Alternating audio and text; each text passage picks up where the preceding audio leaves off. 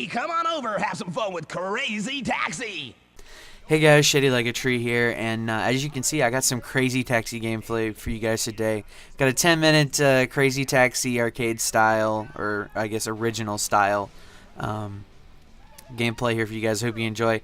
Sorry about the video quality. I was dealing with some PVR issues, but it works itself out in the end, so you guys should be able to get a pretty good view of this game. But let's get right down to it. This game was one of my favorites when I would say, probably like 13, maybe a little bit younger than that, maybe 10, 11, 12. I originally had this for the Sega Dreamcast. I had a Sega Dreamcast. I don't even remember how long I had it, but I didn't have it for very long. My dad bought it for me one Christmas after he moved in with my stepmom.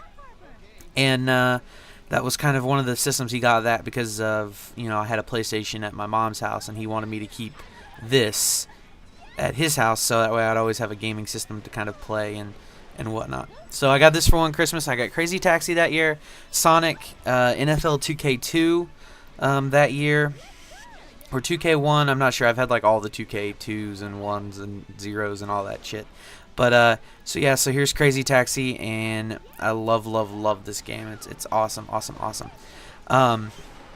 So this game was originally developed by Hitmarker, published by Sega for, of course, Sega Dreamcast, and then it's been repackaged and republished about a half dozen times by various companies for various systems, and it just recently got put on the PlayStation Network and Xbox Live, so that's kind of a good thing for those of you wanting to get into it and getting to play a little HD version of this game.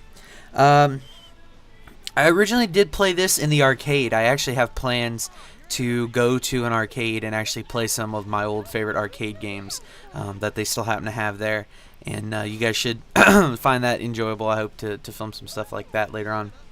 But again, I also played this on Dreamcast, and this gameplay, if you can't tell, is some PlayStation 2 gameplay, because I found my old PlayStation 2 and went and bought a bunch of games I had when I was a kid, and just had an absolute blast playing around with these games and whatnot. And, I'm still playing a lot of them, actually. Tiger Woods 04, which is going to be Friday's episode, because it's going to take a lot of editing to cut down that, because 30 minutes is a whole round, but it is what it is. I played this on, this is interesting, because I've had a lot of different TVs in my life, now that I think about it. I have the one I currently have now. I had a silver Magnavox. I had the black Sony that's still at my mom's house, in my room at my mom's house. I've played on that really old set about a lot of my other fucking games. I don't even remember the name of. I've played on 2 different mini TV things. And this was one of the mini TVs. I played this on a 13-inch color TV that was like $60, I think that it was, and they had put it up near my bed because I had 2 TVs upstairs. I had one for like cable and whatnot, and then because of the way systems had to be hooked up back in the day with like all these adapters and shit, back before like they made all TVs come with like RCA or whatever, you had this like little adapter thing, and that's what my original PlayStation and my Dreamcast both had, is these little fucking things, and it's strange. I gotta be honest, it's fucking weird. But it was always really fickle and whatnot. Sometimes it didn't work, and sometimes it did. But it was a lot of fun, and that TV just kind of embodies kind of like my childhood and whatnot. And watch here as I get a little freaky with the thing, and the graphics and physics of this game are not like super duper awesome, but it's pretty fun to do some of the shit that you get away with in this game, like running into cars without any problems and whatnot. But so again, this was a couple of years after my parents split up, and we had just moved in with Susie at the time that I had gotten the Dreamcast, and I didn't really play this with a whole lot of people, although when I did go to the arcades, I usually went with friends or whatever. And yes, I still go to the arcade. I'm 22, almost 23 years old, and I still attend the arcade regularly, because it's fun. It's something I like to do, and I'm weaving out here on the freeway, running into semis and whatnot.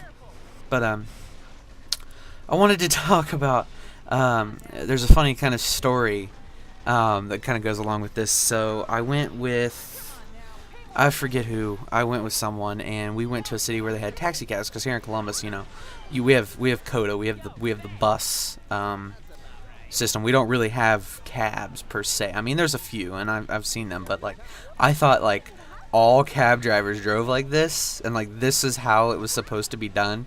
And so my friend and I, we took a cab from the airport to his house. Look at that shit. That's fucking up. It's just, this whole thing is just fucking weird.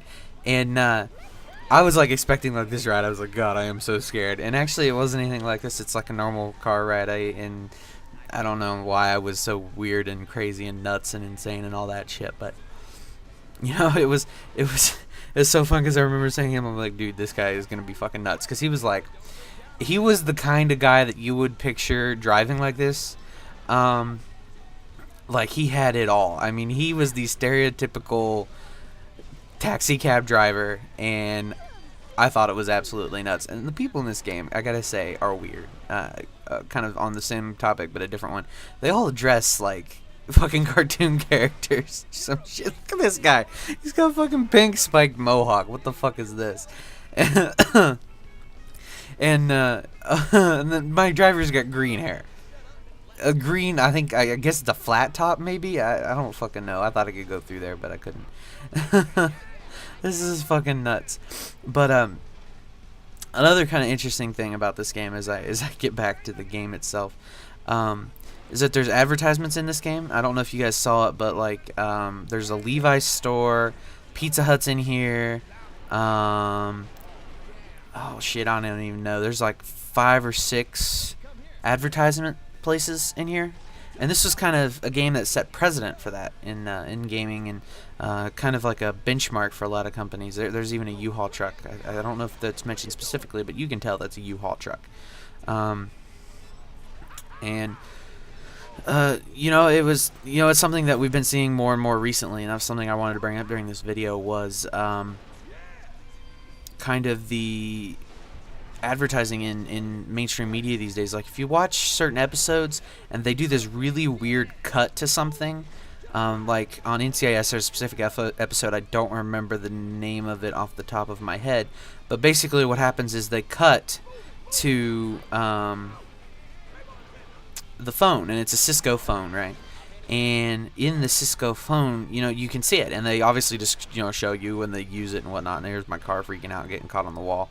But and that was something I noticed, and that's something that this game kind of helped push forward. Not to say that this was the only game or the first game to have, you know, hardcore advertising and whatnot, but it is by far one of the more prominent ones. And kind of because of that, we have stuff like that today in media because it worked. And I think too, I mentioned this in a column I wrote. I'm gonna have to track that column down somewhere, but I wrote about how advertising in video games, especially product placement in video games, kind of sort of adds a realism to the game that you wouldn't get if you used, you know, like on Nickelodeon, for example, because I happen to watch a couple Nickelodeon shows with my cousin. You'll see things like they call the iPod on iCarly, I think it is, the Pearpod, and like, you know, they're talking about an iPod, and it kind of, that kind of thing doesn't help the realism aspect of the show. But like, if they called it an iPod or an iPhone or whatever the fuck they're referring to, it would, I think, make it more believable as a creative element than, say, calling it, you know, a Pearpod, for instance. So that's just my thoughts on the subject. I mean, I could be right, I could be wrong, who knows. But again, here's Crazy Taxi. So I kind of got off track a little bit there, but I think it was relevant. And I definitely always used this guy, and one of the things that I thought would make Crazy Taxi a lot better if they ever made a sequel of the game would be to, like, give the drivers different skills. Because their cars are all different, all the drivers are different. There's, like, I think 1 girl and 3 dudes, I think, something like that. And they're all, like, different ages and come from different backgrounds and whatnot. So I just thought that might be something they could do whenever they made a sequel, but they never have made a sequel that's kind of really improved on the original Crazy Taxi kind of theme and ideas and whatnot. So that's kind of sad, kind of meh. But you know, you still get a great game, and I love this game. It's a lot of fun. I'm gonna keep it, much like most of the games I've been revisiting lately. Just bringing back some childhood memories of me having some fun in my room. Before, we all discovered the finer arts of life. And here I almost failed. But I ended up getting, like, the fairs. That was kind of meh. But I hope you guys enjoyed this week's episode of Reminiscing with Shady, because this is going to be on Friday. I'm going to start doing these on both Monday and Friday now because I quit doing my Q&A video series. So, again, this is Friday's episode of Reminiscing with Shady. I believe this is episode 6 of our series. So I hope you guys certainly enjoyed this, as the timer is running out, and I don't think I make it to this person's destination. I might. Oh, stop.